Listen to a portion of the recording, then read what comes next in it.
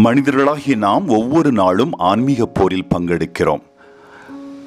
பல தவறான காரியங்களை செய்ய தூண்டும் சோதனையின் எதிர்மறை ஆவியை நீங்கள் உணர்கிறீர்களா? இதை யார் செய்கிறார்கள்?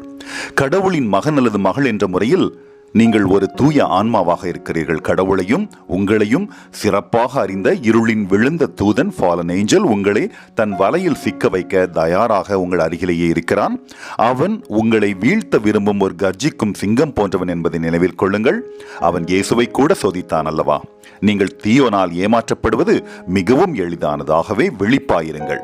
இன்றைய நற்செய்தியில் இயேசு செய்த ஒரு அற்புதத்தை மறுத்து குறைத்து மதிப்பிடும் சாத்தானின் செல்வாக்கால் குழப்பமடைந்த சிலரின் கல்லான இதயத்தை நாம் காண்கிறோம். சிலரின் மனதில் இயேசு ஒரு மனிதனை குணப்படுத்திய அதிகாரம் குறித்து கேள்வி எழுப்பப்படுகிறது. அவர் ஒரு தெய்வீக குணப்படுத்துபவரா அல்லது பெயல்செபூல் என்ற பிசாசுகளின் தலைவனின் உதவியுடன் பாதிக்கப்பட்ட மனிதர்களுக்குள் இருக்கும் தீய சக்திகளை வெளியேற்றுகிறாரா? இயேசு அவர்களின் முரண்பட்ட தர்க்கத்தை சரி செய்வதற்கு மட்டுமல்லாமல் மனிதனின் நிலையான வாழ்வில் அவநம்பிக்கை ஏற்படுத்தும் ஆபத்துகள் குறித்து கடுமையாக எச்சரித்து பொறுமையுடன் பதிலளிக்கிறார். முதலாவதாக, சாத்தானின் சக ஊழியர்களை வெளியேற்ற இயேசுவுக்கு உதவுவதன் மூலம் சாத்தானை எதிர்த்து போராடுவான் என்ற எண்ணமே சர்ச்சைக்குரியது. இரண்டாவதாக, இயேசு மட்டுமல்ல, பல பேய் விரட்டுபவர்களும் கடவுளின் பெயரால் பிசாசுகளை விரட்டுகிறார்கள். இங்கே சாத்தானின் பங்கு எங்கே இருக்கிறது?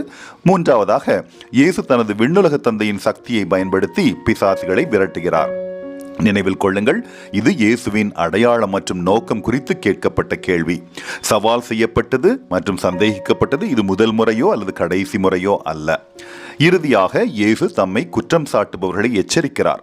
அவர்களின் அப்பட்டமான பொய்கள் தூய ஆவிக்கு எதிரான தெய்வ நிந்தனைக்கு வழிவகுக்கிறது. அவர்களுக்கு பாவ மன்னிப்பும் வழங்கப்படாது என்று அழுத்தம் திருத்தமாக கூறுகிறார். கடவுளுடன் என்றென்றும் இருப்பது என்ற நிலையான இலக்கில் நீங்கள் ஆர்வமாக இருப்பதால் நீங்கள் தீய ஆவியிலிருந்து விடுபட விரும்பினால் முதலில் உங்கள் சொந்த தீய ஆவிக்கு செவி சாய்க்காதீர்கள். தீய ஆவியை பின்பற்றவும் வேண்டாம்.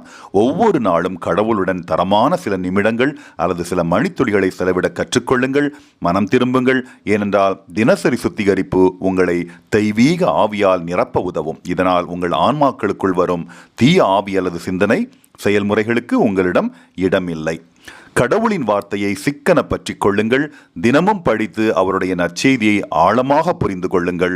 உங்கள் வாழ்க்கையில் அவருடைய வார்த்தைகளை வாழுங்கள். ஏனென்றால் அவருடைய வார்த்தைகள் நம் இதயங்களுக்குள் நுழையும் நமது பாவங்களுக்கு எதிரான தடுப்புகள். சாத்தானின் ஏமாற்று மற்றும் கட்டுப்பாட்டுக்கு வாயில்கள் மூடப்படும்படி தியானிக்கவும் அனைத்து புலன்களையும் கட்டுப்படுத்தவும் கற்றுக்கொள்ளுங்கள். ஆமென்.